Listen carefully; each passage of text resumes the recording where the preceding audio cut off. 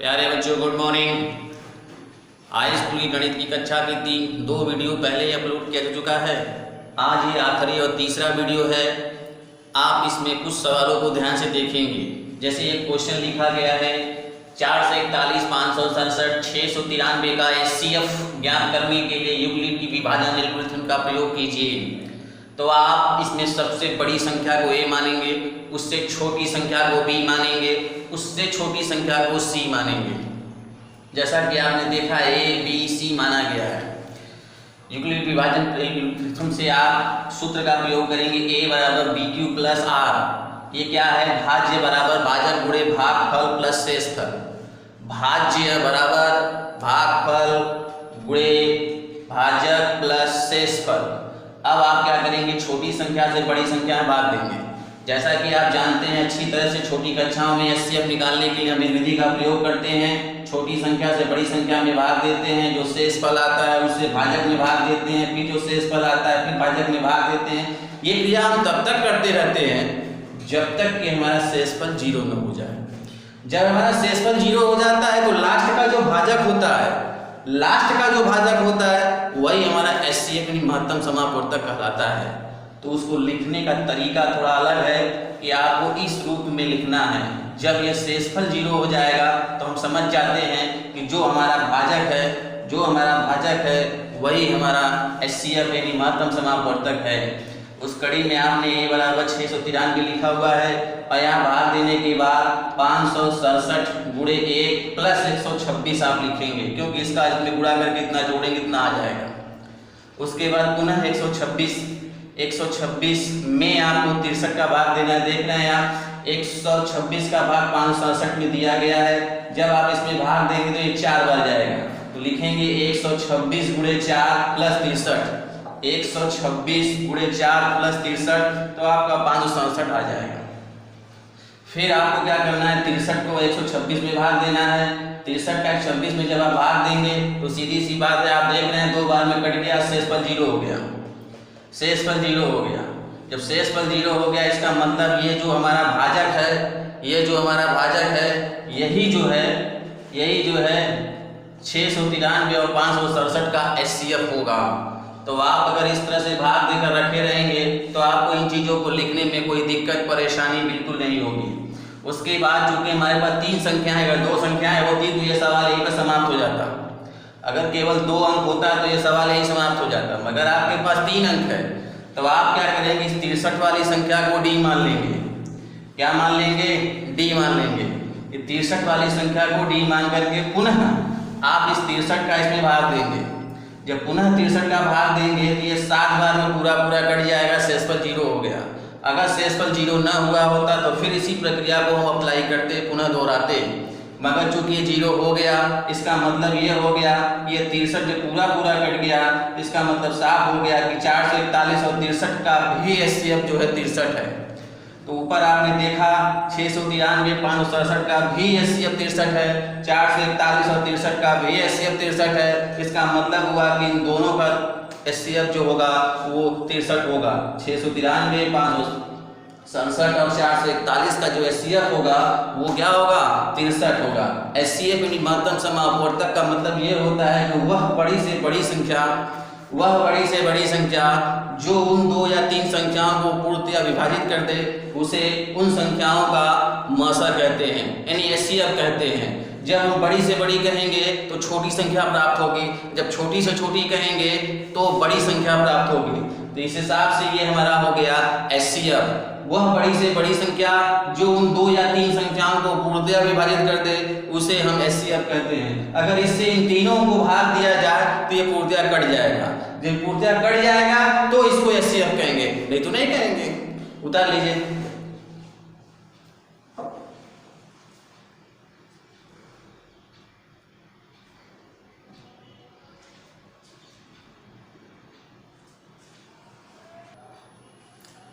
प्रातःकालीन सैर के समय 3 व्यक्ति एक साथ किसी स्थान से चलना प्रारंभ करते हैं तथा उनके कदमों के माप क्रमशः 40 सेंटीमीटर, 42 सेंटीमीटर और 45 सेंटीमीटर हैं। इनमें से प्रत्येक कितनी न्यूनतम दूरी चले कि वह इस दूरी को पूर्ण कदमों में तय कर सके? अब हमारी समझ में नहीं आ रहा है कि हम HCF निकालें कि LCM निकालें, तो सवाल को फिर से पढ़िए। कह रहा है इनमें से प्रत्येक कितनी न्यूनतम दूरी चढ़े। इसके पहले के सवाल में मैंने बताया कि जब न्यूनतम कहेगा तो हम LCM निकालेंगे, और जब अधिकतम कहेगा, न्यूनतम कहेगा तो हम LCM निकालेंगे, और जब अधिकतम कहेगा तो HCF निकालेंगे। इस बात का खास ख्याल रखेंगे, कंपटीशन के क्वेश्चनों में अक्सर ऐसे ही पूछे जाते हैं। जब कहेगा न्यूनतम दूरी तो समझ जाएंगे LCM निकालना है, और जब कहेगा अधिकतम दूरी तो आप समझ जाएंगे कि हमें HCF निकालना है। तो सवाल के मुताबिक हम 40, 42 और 45 का LCM निकालेंगे। और चूंकि LCM निकालना आप जानते ही हैं, सबसे पहले हम करते क्या है, इसको 2 से काटेंगे तो ये देखिए 20 बार में कट जाएगा। 2 दूना के 4, 2 एक कम 2, ये 45।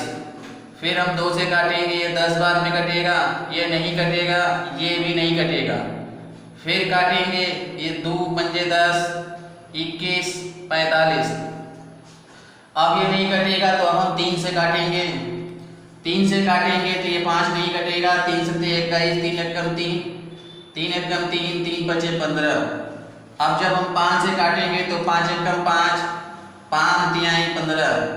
फिर 3 से काटेंगे, कहेंगे 1, 7, 1, और फिर 7 से काटेंगे तो जाएगा 1, 1, 1।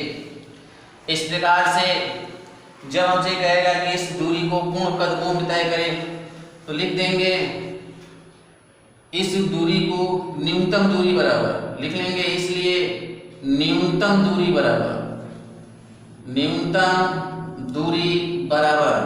आपके सामने सवाल है 2 गुणे 2 गुणे 2 गुणे 3 गुणे 5 गुणे 3 गुणे 7। आप ईमानदारी से इसका मल्टीप्लाई करेंगे। 2 दूना 4 दूना 8, 3 24, 24, 24 में 5 का गुणा करेंगे, 5 चौका 20, 5 दूना 10, 2 12, 24 बचे 120। 120 में 21 का गुणा करेंगे। जब 21 का गुणा करेंगे तो हो जाएगा 0, 2 दूना के 4, 1। इस प्रकार से आपका कितना आ गया, आपका हो गया 2520। आंसर हो गया 2520। तो जब आपसे कहेगा न्यूनतम दूरी ज्ञात कीजिए तो आप समझ जाएंगे कि हमें LCM निकालना है, और जब कहेगा कि अधिकतम दूरी ज्ञात कीजिए तो आप समझ जाएंगे कि हमको क्या करना है, HCF निकालना है। तो न्यूनतम दूरी बोला हुआ है तो इसका मतलब साफ हो गया 2520 सेंटीमीटर जब चलेगा तब इस दूरी को हम पूर्ण कदमों में व्यक्त कर सकते हैं। नोट कर लीजिए।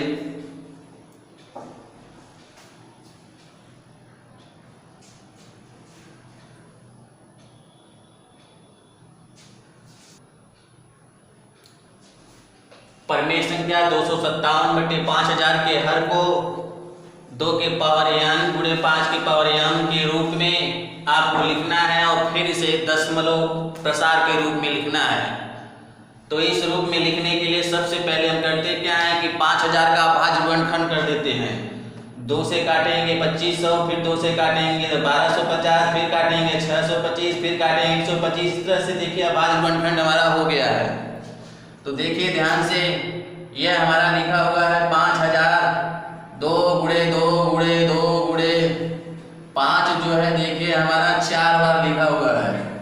हम इसे लिख सकते हैं 2 के पावर 3 और 5 के पावर 4, ऐसे लिख सकते हैं। इस प्रकार से आपने देखा कि 257/5000 को हम 257/2 के पावर 3 गुणे 5 के पावर 4 ऐसे लिख सकते हैं। इस प्रकार से ये 2 के पावर n गुणे 5 के पावर m के रूप का हो गया। अब हमें क्या करना है, इसे दशमलव प्रसार के रूप में लिखना है। तो दशमलव प्रसार के रूप में लिखने के लिए इन दोनों का पावर इक्वल होना चाहिए। यहाँ 4 है तो यहाँ भी 4 होना चाहिए। तो यहाँ 4 होने के लिए क्या करना होगा, हमें ऊपर नीचे 2 से मल्टीप्लाई करना होगा। जो ही हम 2 से ऊपर नीचे मल्टीप्लाई करेंगे, जो ही ऊपर नीचे 2 से मल्टीप्लाई करेंगे, ये भी हो जाएगा 2 के पावर 4।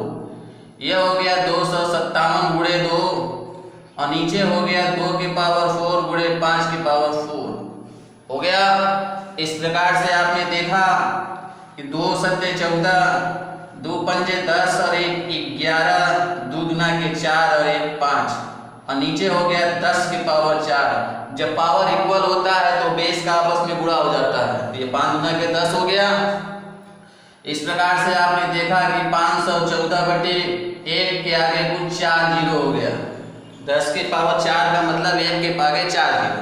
अब 4 जीरो से जब इसमें आप भाग देंगे तो दशमलव और जीरो लगा करके यानी 4 अंक पे दशमलव लगेगा।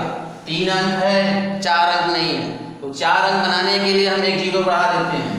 एक जीरो लगा करके तब लिखेंगे 514। तो इस प्रकार से आपने देखा कि इस सवाल को 2 के पावर n गुणे 5 के पावर m के रूप में भी लिखा गया और इसका दशमलव प्रसार भी किया गया। इसे नोट कर ले।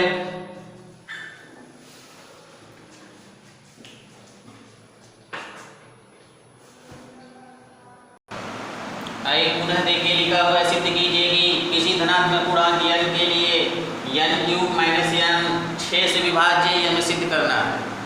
6 से विभाज्य है ये हमें सिद्ध करना है। 2 से विभाज्य है, 3 से है, 4 से है, 6 से, ये सब कंपटीशन के क्वेश्चन है। तो इसमें आपसे एक क्वेश्चन पूछा है कि सिद्ध कीजिए कि 6 से विभाज्य है। जो संख्या 6 से कटेगी वह 2 से भी कटेगी या 3 से भी कट जाएगी। जो संख्या 2 से कट जाएगी वो 6 से भी कट जाएगी, या जो संख्या 3 से कट जाएगी वो 6 से कट जाएगी। कह रहा है किसी धनात्मक पूर्णांक के लिए, तो मान लेते हैं 2 धनात्मक पूर्णांक 2 और 2q + 1 के रूप का है। हम अपने मन से मान लेते हैं 2r + 1 है, कुछ भी मान सकते हैं। तो हमने क्या किया, मान लिया कि 2q + 1 2 घन पूर्णांक लिया है मैंने। स्टेप नंबर 1 या प्रथम स्थिति में हम n की जगह पर पहले 2q रखेंगे। जब n की जगह पर 2q रखेंगे तो 2q घाते 3 - 2q हो जाएगा। आप देख रहे हैं, इसको खोलेंगे जब तो यह हो जाएगा 8³ 3। अब आप क्या करेंगे, 2q कॉमन ले लेंगे तो हो जाएगा हमारा 4³ - 4² - 1 4³ का अगर वर्गमूल निकालेंगे 2q का स्क्वायर 1 का स्क्वायर a² - b² लगाएंगे तो एक बार जोड़ेंगे और एक बार घटाएंगे। गुणनखंड में आप साफ देख रहे हैं 2 आया हुआ है। यह है 3 धन पूर्णांकों का एक समभाज्य संख्या है जो 2 से पूर्णतः कट जाएगा। ये चूंकि गुणनखंड में 2 है इसलिए 2 से ये कट जाएगा। पुनः दोबारा चेक करते हैं, n की जगह पर हम 2q + 1 रखेंगे। जब n की जगह 2q + 1 रखोगे, दोनों में 2q + 1 कॉमन ले लोगे तो ये 2q + 1 का होल स्क्वायर - 1 हो जाएगा। हम करेंगे क्या, इसका भी मान लेते हैं स्क्वायर है, इसमें a² - b² लगाएंगे। एक बार जोड़ेंगे और एक बार, जब एक बार जोड़ोगे घटाओगे देखो ये हमारा ऐसे कट जाएगा। जब कट जाएगा तो 2q आगे चला आया, 1 में 1 जोड़ के 2 हो गया और 2q + 1 लिखा हुआ है। इन दोनों में 2 कॉमन ले लोगे, ये हो जाएगा 2 दूना के 4। फिर देखिए 3 धन पूर्णांकों का एक क्रम बना हुआ है जो कि देखिए 4 गुणनखंड के रूप में है। ये संख्या 2 से कट जाएगी। जब ये संख्या 2 से कट जाएगी इसका मतलब ये 6 से भी कट जाएगी। यानी दोनों स्थितियों में गुणनखंड में 2 आया हुआ है। यानी ये जब संख्याएं दोनों की दोनों 2 से कट रही हैं, दोनों की दोनों 2 से कट रही हैं, इसका मतलब है कि ये 6 से भी कट जाएगा। तो नीचे लिखेंगे दोनों ही स्थितियों में या दोनों स्टेपों में यह 2 से विभाज्य है, इसलिए यह संख्या जो है 6 से विभाज्य होगा। उतार लीजिए।